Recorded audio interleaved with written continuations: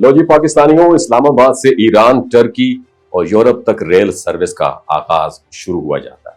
आप सुबह जरा सोचें, सुबह इस्लामाबाद में दफ्तर का काम खत्म करते हैं और अगली दोपहर तेहरान की रवायती गलियों में कालीन और मसालों की खुशबू में खोए हुए हों, और फिर रात की ट्रेन पर सवार होकर सुबह इस्तंबुल की नीली मस्जिद के करीब नाश्ता कर रहे हों।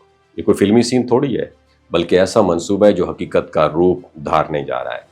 पाकिस्तान की तारीख में पहली मर्तबा इस्लामाबाद से बराह रास्त बैनुल अक़वामी रेल सर्विस शुरू होने जा रही है, जो हमें ना सिर्फ ईरान, तुर्की बल्कि यूरोप तक कनेक्ट करेगी। और ये मंसूबा सिर्फ सियाहों के लिए एक नायाब मौका नहीं है, बल्कि कारोबारी तबके के लिए भी एक सुनहरी पेशरफ्त है।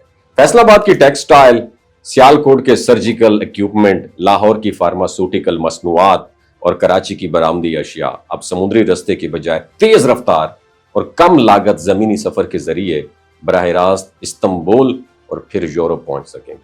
अंदाजा लगाएं, ये रेलवे सर्विस समुद्री नकलो हमल के मुकाबले में 30 से 40% सस्ती और कई दिन तेज होगी, जिससे बरामदात की लागत कम और मुनाफे में नुमायां इजाफा मुमकिन हो जाएगा। इस्लामाबाद, तेहरान, इस्तंबुल रेलवे का मजमूई फासला तकरीबन 6500 किलोमीटर है, और ये तिजारती, ट्रांजिट और मुसाफिरों की आमदोरफ्त के लिए एक अहम कॉरिडोर बनती जा रही है। इस मंसूबे की पहली तजवीज 2010 में सामने आई थी, लेकिन अब ईरानी सदर के हालिया दौरे पाकिस्तान में इसको दोबारा फंक्शनल करने की इंडिकेशन भी दी गई है। अगर सब कुछ तयशुदा मंसूबे के मुताबिक हुआ तो ये सर्विस 2026 या 2027 तक जुज़वी तौर पर शुरू हो सकती है, और पाकिस्तान खित्ते की सबसे बड़ी ट्रांजिट स्टेट बनने की तरफ कदम बढ़ा देगा। और ये मंसूबा सिर्फ 3 मुल्कों तक महदूद नहीं, इसके जरिए पाकिस्तान को मशरिक वुस्ता, वस्ती एशिया और यूरोप तक बराह रास्त रसाई भी मिलेगी।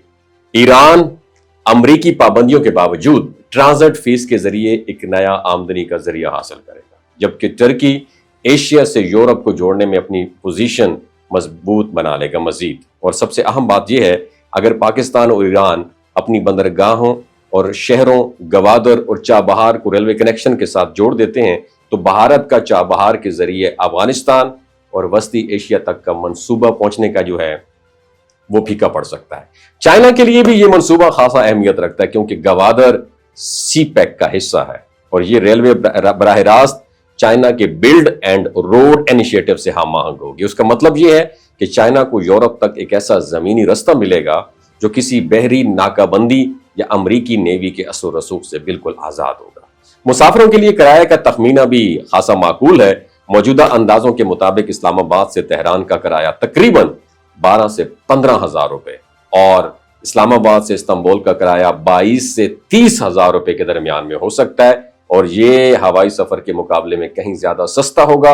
और इस दौरान मुसाफिर मुसाफिर रस्ते के हसीन मनाजिर और मुख्तलिफ सकाफतों का करीब से मुशाहिदा भी कर सकेंगे। और ये मंसूबा महज एक रेलवे लाइन नहीं है, बल्कि एक स्ट्रेटेजिक अकदाम है जो पाकिस्तान को मशरिक और मगरब के दरमियान एक पुल बना सकता है। इससे ना सिर्फ तिजारत और सियाहत में तेजी आएगी, बल्कि खित्ते में पाकिस्तान की सफारती और मुआशी हैसियत भी मजबूत होगी। अगर पाकिस्तान, ईरान, टर्की और चाइना इस मंसूबे को मुकम्मल करने में कामयाब हो जाते हैं तो ये आलमी तिजारत के नक्शे पर एक बहुत बड़ी तब्दीली का आगाज हो सकता है। और शायद वो दिन दूर नहीं जब इस्लामाबाद से यूरोप का सफर एक ही ट्रेन के जरिए मुमकिन हो जाए।